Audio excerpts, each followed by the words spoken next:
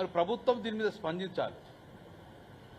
ఎవరో కొంతమంది నాయకులు కావచ్చు, అధికారులు కావచ్చు తప్పు చేస్తే చాలా మంది విద్యార్థుల లైఫ్ ఖరాబ్ అవుతుంది. కాబట్టి ఇది రేవంత్ రెడ్డి గారు ప్రభుత్వానికి కౌశిక్ రెడ్డి క్లియర్గా సూచిస్తాను, ఇది ప్రజల జీవితంలో తప్పు జరిగింది, మరి మీరు దీన్ని సమర్థిస్తున్నారు రేవంత్ రెడ్డి గారు అని చెప్పి సూటిగా ప్రశ్నిస్తున్నారు. నిజంగా మీరు సమర్థించకపోతే వెంటనే దీని మీద జ్యుడిషియల్ ఎంక్వైరీ స్టార్ట్ చేయండి. మీరు ఇంతమంది విద్యార్థుల జీవితాలతో ఆడుకున్నది కదా.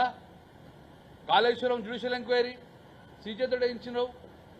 ఏ చిన్న తెలంగాణ టీఆర్ఎస్ ప్రభుత్వం మంచి చేసిన అన్ని కూడా జ్యుడిషియల్ ఎంక్వైరీ నడుస్తుంది కదా. కేటీఆర్ మీద, ఫార్ములా 4 మీద అన్నిటి మీద ఎత్తున్నారు, వేసుకో, ఇబ్బంది లేదు. మరి దీని మీద ఎందుకేరు?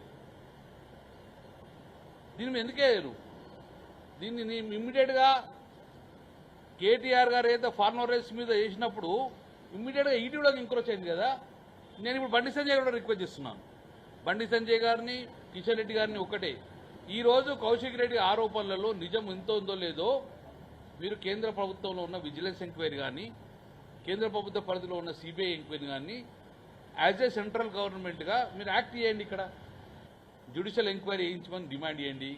లేదా మీ కేంద్ర ప్రభుత్వంలో విజిలెన్స్ ఎంక్వైరీ చేయండి, సెంట్రల్ విజిలెన్స్, లేదా సిబిఐ ఎంక్వైరీ చేసుకొని మీరు బాధితులకు న్యాయం చేయండి.